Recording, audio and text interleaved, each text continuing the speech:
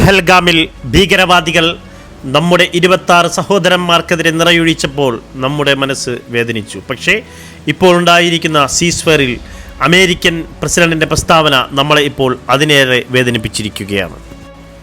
അതിന് കാരണം എന്ത് ലക്ഷ്യത്തോടെയാണോ ഭീകരവാദികൾ പഹൽഗാമിൽ ആക്രമണം നടത്തിയത്, ആ ലക്ഷ്യം അമേരിക്കൻ പ്രസിഡന്റിൻ്റെ പ്രസ്താവനയിലൂടെ പുലർന്നിരിക്കുന്നു എന്നുള്ളതാണ്. കാരണം കാശ്മീർ വിഷയം ആഗോളതലത്തിൽ ചർച്ചയാക്കുന്നതിൽ പാകിസ്ഥാൻ വിജയിച്ചിരിക്കുന്നു. പാകിസ്ഥാൻ അനുകൂല സ്റ്റേറ്റ്മെൻറ്റാണ് ട്രംപ് നൽകിയിരിക്കുന്നത്.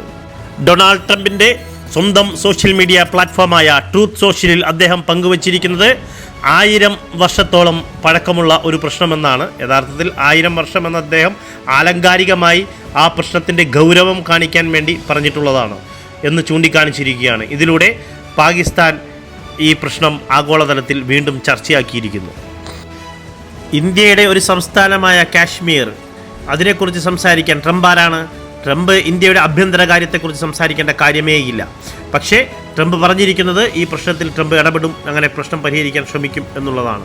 യഥാർത്ഥത്തിൽ പാകിസ്ഥാന് അനുകൂലമായ സ്റ്റേറ്റ്മെൻറ്റാണ് ട്രംപ് നൽകിയിരിക്കുന്നത്. യഥാർത്ഥത്തിൽ ഇത് ഇന്ത്യ വിരുദ്ധമാണ്, രാജ്യവിരുദ്ധമാണ്. അതിനാൽ അമേരിക്കയെയും ട്രംപിനെതിരെയും ശക്തമായ സ്റ്റേറ്റ്മെൻറ്റ് നൽകാൻ കേന്ദ്ര സർക്കാർ തയ്യാറാവണം. നമ്മുടെ ആഭ്യന്തര കാര്യത്തിൽ ഇടപെടേണ്ട കാര്യം പാകിസ്ഥാന് ഇല്ല, അമേരിക്കയ്ക്കുമില്ല. കാശ്മീർ സ്ഥിതിഗതികൾ ശാന്തമാവുകയും ഒരു സ്റ്റേറ്റ് എന്ന നിലയിൽ സ്വന്തമായി ഇൻഡിപെൻഡൻ്റായി വരികയും ചെയ്യുകയും ടൂറിസം മേഖല അവിടെ ഡെവലപ്പാവുകയും ചെയ്യുകയും ചെയ്തപ്പോൾ, അവരുടെ കാലിൻ്റെ അടിയിലെ മണ്ണ് ഒലിച്ചു പോകുമെന്ന് കണ്ടപ്പോൾ അവർ ഉണ്ടാക്കിയ ഒരു ഭീകര പദ്ധതിയാണ് നമ്മുടെ പഹൽഗാം ആക്രമണം. അതിലൂടെ അവർ ഈ പ്രശ്നം, കാശ്മീർ പ്രശ്നം ആഗോള തലത്തിൽ ചർച്ചയാക്കുക എന്നത് മാത്രമായിരുന്നു അവരുടെ ഉദ്ദേശം.